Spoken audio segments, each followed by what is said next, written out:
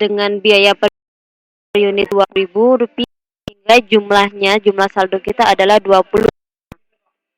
Kemudian tanggal 10 April itu kita gunakan sebesar 500 unit.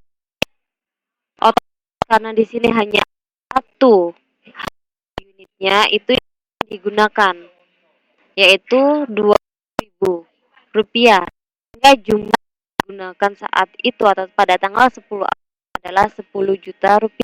Bagaimana dengan saldo? Kuantitas dikurangi kuantitas. 1000 kurangi 500 sama 100. Kemudian biaya per unitnya tetap Rp1.000 karena di awalnya masih hanya ada 20, adalah Rp10. Kemudian pada tanggal 15 April kita pembelian bahan sejumlah 1000 dengan harga ada Rp24.000. Sehingga jumlah yang dikeluarkan, uang yang dikeluarkan atau bahan yang itu adalah 24. Nah, pencatatan saldonya dicatat sendiri-sendiri, tidak dijumlahkan karena dia memiliki untuk unitnya bisa, namun untuk harga satuannya tidak bisa dijumlahkan. Nanti bisa dijumlahkan menggunakan metode lain yaitu rata-rata. Jadi ini pertama memiliki saldo 500 unit ditambah pembelian kita lakukan 1000 unit, saldo 1.500. Nah, untuk harganya tetap masing-masing 500 yaitu 20.000, yang 1.000 adalah 24.000. Ini masing-masing dikalikan dan akhirnya saldo kita menjadi Rp34 juta. Kemudian tanggal 2 April kita penggunaan 250 unit bahan. Nah, di sini permasalahannya karena kita FIFO, harga satuan mana yang digunakan? Kita FIFO, yaitu yang pertama masuk di yang pertama keluar. Jadi harga per unit pertama ini digunakan yaitu 20.000. Hingga jumlah yang dikeluarkan adalah 250 kalikan 20 yaitu 5. Hingga saldonya sekarang berapa? Yang digunakan adalah yang harga satuannya 20.000, maka kurangi adalah yang seharga dengan yang dikeluarkan 10.000. Saldo yang ada sekarang adalah 250 dengan harga 20.000 dan 1.000 dengan harga satuan 24.000 hingga saldo kita 1.250 dengan total 29 juta. Kemudian pada tanggal 26 dikeluarkan lagi sejumlah 500 unit. Kan itu dilihat digunakan 500 unit. Caranya sama, first in first out. Jadi dia pertama keluar. Yang bahan yang pertama sisa 150 digunakan dulu 250. Sedangkan yang dikeluarkannya 500. Sehingga kita masih membutuhkan 250 unit. Itu baru dari yang 1.000 unit. Saldo kita yang 1.000. Jadilah ada 250 namun dengan harga satuan yang berbeda. Nah, satuan berbeda ini jadi untuk 500 unit dikeluarkan totalnya adalah 11 juta dari 250 dikalikan 20.000 yaitu 5 juta dan 250 dikalikan 24.000 juta. Nah, saldonya yang 250 sudah habis. Tinggal yang 1.000 dikurangi 250 hingga sisanya 750. Dengan harga satu itu yang 24.000 karena dia yang masih bersisa 24.000. Hingga total saldo kita per tanggal 26 adalah 12 juta. Kemudian tanggal 20 April kita melakukan pembelian barang lagi 500 unit yaitu dengan satuan 26.000. Nah, ini berbeda. Ada harga yang lagi. Nah, 500 unit dengan harga 6.000 ini jumlahnya adalah 13 juta sehingga kita sekarang adalah 750 harga satuan 24 ditambah dengan 500 unit harga satuan 26.000 hingga totalnya adalah 250 unit dengan totalnya adalah 1 juta.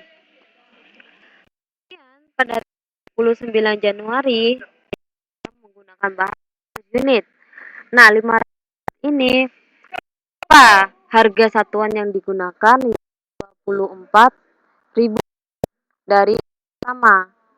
Yang pertama dulu 750 karena yang 5 baru masuk digunakan yang pertama. Jadi dikurangi dari 7. Jadi ini 500 dengan harga satuan 24.000 sehingga jumlah yang adalah juta rupiah. Saldo kita adalah pada tanggal 30 April saldonya adalah 750 dari sisa yang 750 500 yaitu 250 dengan satuan 24.500 unit dengan harga satuan 26.000 sehingga persediaan akhir bahan kita per 30 adalah 19 juta rupiah. Nah, dari sini ada yang ditanya untuk Vivo masih mudah ya.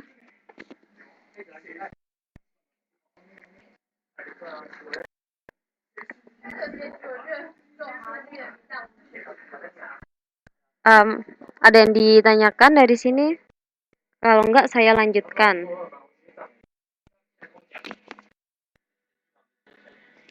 Selanjutnya menggunakan LiVo.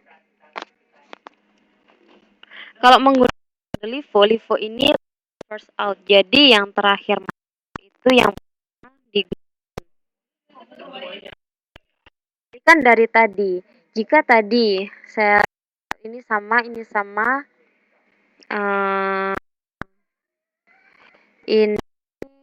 masih sama. Nah, dilihat tanggal 20 April ini yang pengeluaran. Jadi tanggal 20 April ketika 250 yang Vivo tadi yang dikurangi adalah saldo pertama dari 500 unit. Namun karena ini LiVo yang dikurangi adalah saldo yang terakhir yang dari 1000 unit atau yang kedua ini. Sehingga saldo pada 20 April adalah 500 harga satuan 20.750 satuan 24.000 yang sebelumnya adalah setelah dividen sebanyak 250. Jadi tadi yang membedakan antara sama Vivo. Yang terakhir yang hingga seterusnya tetap yang terakhir. Tadi yang dari yang pertama, kalau Vivo yang terakhir. Nah, lihat 30 April. Terlihat jelas perbedaan total saldonya. Kuantitasnya sama 750. Total saldonya beda. Ini 6 sedangkan adalah 19 juta. Nah, jika kita ingin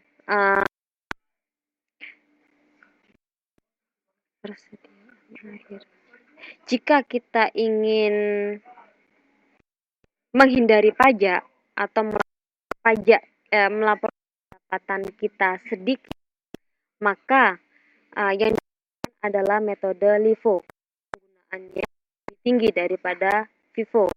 Nah, biaya bahan dikurangi laba kita. Pengurangan laba otomatis pengurangan pendapatan. Sehingga pajak kita nanti akan rendah.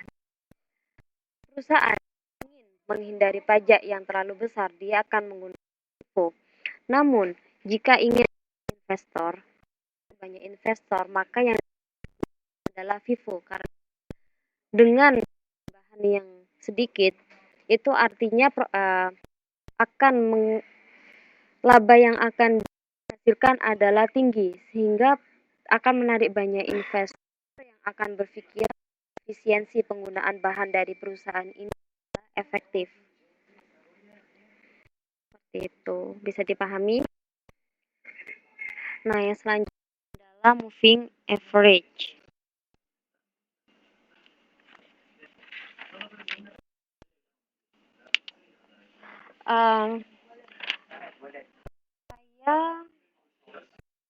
Jika lihat di moving average ini sebenarnya artinya adalah rata gerak.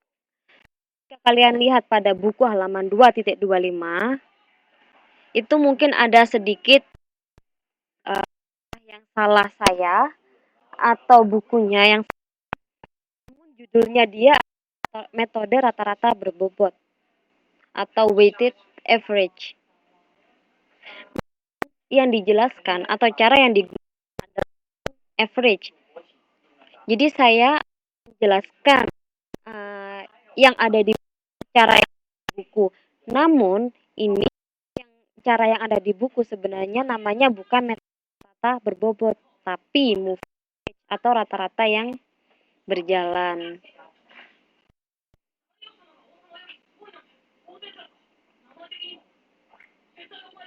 Bisa dipahami? Coba lihat buku masing-masing halaman 2.25.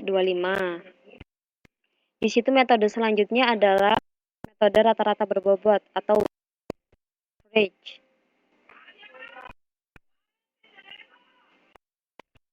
Coba lihat semuanya.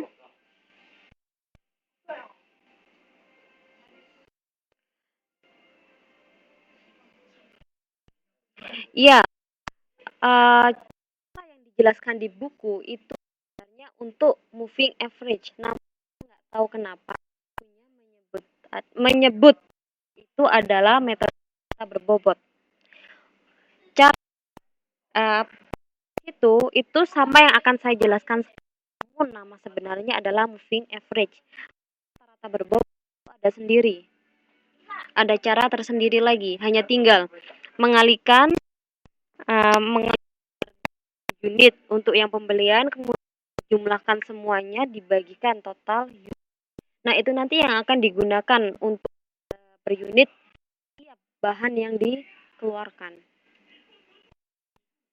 Itu kalau metode rata-rata berbobot. Rata-rata berjalan itu yang akan dijelaskan sekarang.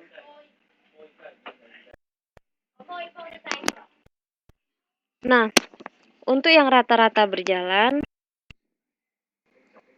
ini transaksi sama seperti 2 Maret sebelumnya, yaitu 1 April 10 April ada pengeluaran, kemudian 15 ada penerimaan. Nah, karena yang tanggal 1 dan tanggal 10 ini harganya masih, jadi nggak akan ada masalah. Jika ada barang masuk lain yang harganya lain, maksud saya, kita akan merata-ratanya. Nah, cara bagaimana? 500 unit harga satuannya yaitu 20.000 sama dengan 10 juta. 10.000 unit kan 24 yaitu 4 juta ditambahkan. Jadi sekarang adalah 34 juta. Unitnya bukan berbeda seperti sebelumnya yaitu 24 melainkan 34 juta dibagi 1.500 yaitu 2.606. Jadi ini bukan dari 24 dibagi 2, namun dari 500 dikalikan 20 maksud saya ditambah 10.000 dikali 24. Totalnya dibagi dengan total kuantitas akan di 22.606 rupiah. Nah, ini ada harga per euro yang kita miliki sekarang bukan 20.000 dan 24.000.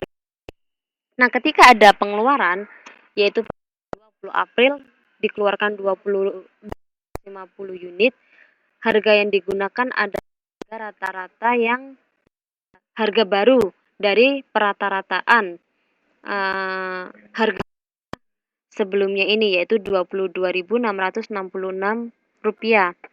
Jadi jumlah total yang dikeluarkan adalah 250 dikali 22.660 rupiah sama dengan 5.666.500.